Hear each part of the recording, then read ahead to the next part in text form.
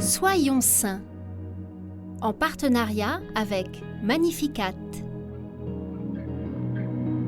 Nous souhaitons une sainte fête aux Richard, Nikita et Pierre-Édouard.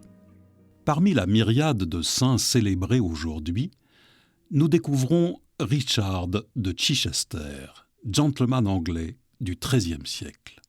Fils d'une riche famille du Worcestershire, il perd ses parents très jeunes.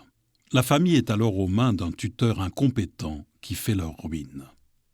Au prix de beaucoup d'efforts, Richard va reprendre la gestion de la ferme et rétablir la fortune familiale. Il la laisse ensuite à son frère et peut partir assouvir son désir de devenir enseignant.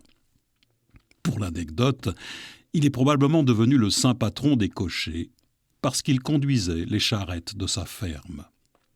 À Oxford, il étudie avec 2 compagnons. Ils sont tellement pauvres qu'au départ, ils n'ont qu'une seule tunique qu'ils se prêtent à tour de rôle pour pouvoir assister aux cours. Homme brillant et juriste réputé, Richard est élu chancelier de l'université d'Oxford et conseiller du futur Saint Edmond d'Abington, un professeur avec qui il s'est lié d'amitié et qui est alors archevêque de Canterbury.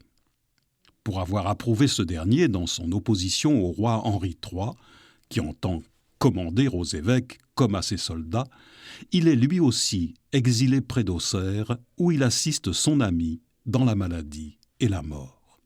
Ordonné prêtre, il revient en Angleterre. Nommé évêque de Chichester, Richard subit les persécutions d'Henri III, qui ne veut pas de lui comme évêque. Le roi lui coupe les vivres et lui interdit d'accéder aux bâtiments épiscopaux.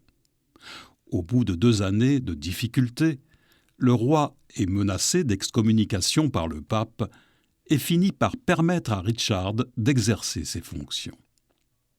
Celui-ci se révèle être un pasteur attentif aux mœurs de son clergé et à la dignité du culte.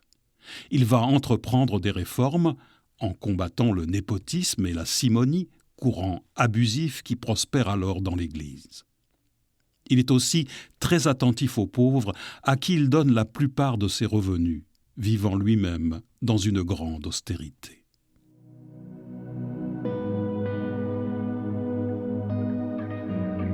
Seigneur, nous prions aujourd'hui pour nos évêques, qu'ils deviennent, à la suite de Saint Richard de Chichester, des pasteurs courageux, fidèles et fermes.